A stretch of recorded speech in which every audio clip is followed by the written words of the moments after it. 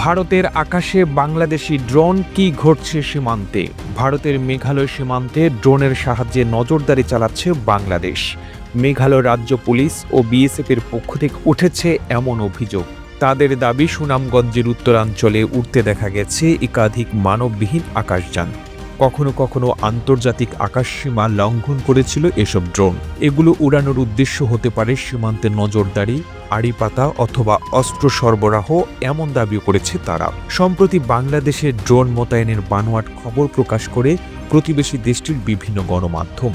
এবার মেঘালয় ড্রোন স্পটের ঘটনা নতুন করে উস্কে দিচ্ছে নানা রকম বিতর্কের। আনুষ্ঠানিকভাবে অস্বীকার করা হলেও বারবার কেন বাংলাদেশকে দায়ী করছে ভারত? কোত্থেকে আসলো এসব ড্রোন? ঢাকা ও দিল্লির মধ্যকার চলমান সংবেদনশীল পরিস্থিতিতে সীমান্ত লঙ্ঘন চরম মাত্রার উস্কানিমূলক বিষয় বলে মনে করা হচ্ছে। মেঘালয়ের এসব ড্রোনের মালিকানা পর্যাপ্ত প্রমাণাদি সহ নিশ্চিত না হয়ে একতরফা বাংলাদেশকে দায়ী করায় আরও বাড়বে কূটনৈতিক টানাপোড়েন। মেঘালয়ের পুলিশ মন্ত্রী প্রেস্টন টিনসং দাবি করেছেন, চেরাপুঞ্জির কাছে যেসব ড্রোন উঠতে দেখা গেছে সেগুলো উড়ানো হয়েছিল বাংলাদেশ থেকেই। স্থানীয় সংবাদ মাধ্যমকে তিনি জানিয়েছেন, ভারতে অনুপ্রবেশ বা ড্রোনের আকাশসীমা লঙ্ঘনের মতো বিষয়গুলো নিয়ে রাজ্য ও কেন্দ্রীয় সরকারের মধ্যে নিয়মিত যোগাযোগ রাখছে তার দপ্তর। বাংলাদেশি ড্রোনের ভারতীয় আকাশসীমা লঙ্ঘনের অভিযোগ বিভিন্ন ভারতীয় গণমাধ্যমগুলোতে প্রকাশিত হতে দেখা গেলেও মেঘালয়ের দায়িত্বশীল পুলিশ মন্ত্রী ছাড়া বিষয়টি নিয়ে বিএসএফ, ভারতের সামরিক বাহিনী কিংবা মেঘালয় পুলিশের কোনো আনুষ্ঠানিক বক্তব্য পাওয়া যায়নি, এমনটাই জানিয়েছে বিবিসি। তবে একাধিক আনফ্রেন্ড এরিয়াল কমব্যাট ভেহিকলগুলো কোন দেশ থেকে উড়ে আসলো?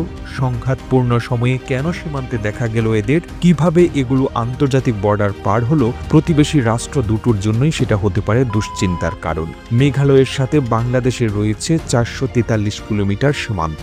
ভারতের সোহরা আর সেলা অঞ্চলে স্পট হওয়া ড্রোনগুলো কী ধরনের সে ব্যাপারে পরিষ্কার কিছু জানা যায়নি। এনডিটিভি সহ ভারতের গণমাধ্যমগুলো বলছে, এসব আকাশযানগুলো তুরস্কের তৈরি বায়ারা আক্তার টিবিট্রো মডেলের। হিন্দুস্তান টাইমস জানায়, আর্মমেন্ট এরিয়াল কমব্যাট ভেহিকলগুলোর একটি পরিচালিত হয়েছিল ঢাকায় অবস্থিত বিমান বাহিনীর এয়ারবেস থেকে। চট্টগ্রাম জহিরুল হক এয়ারবেস থেকেও ড্রোন উড়ানোর রিপোর্ট পাওয়ার কথা জানায় ভারতীয় আরেকটি সংবাদ মাধ্যম।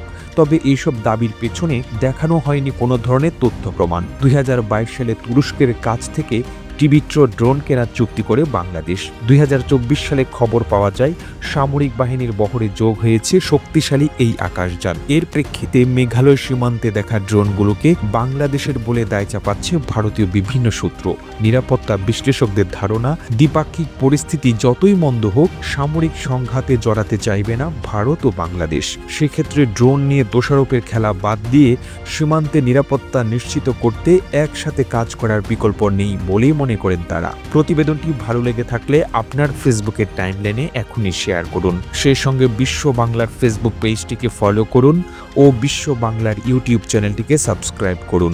আর আপনি বাংলাদেশের কোন জেলা থেকে এই ভিডিওটি দেখছেন আমাদের কমেন্ট করে জানান। আমরা পরবর্তী ভিডিওতে আপনাকে ধন্যবাদ জানাতে ভুলব না। এতক্ষণ বিশ্ব বাংলার সাথে থাকার জন্য অসংখ্য ধন্যবাদ।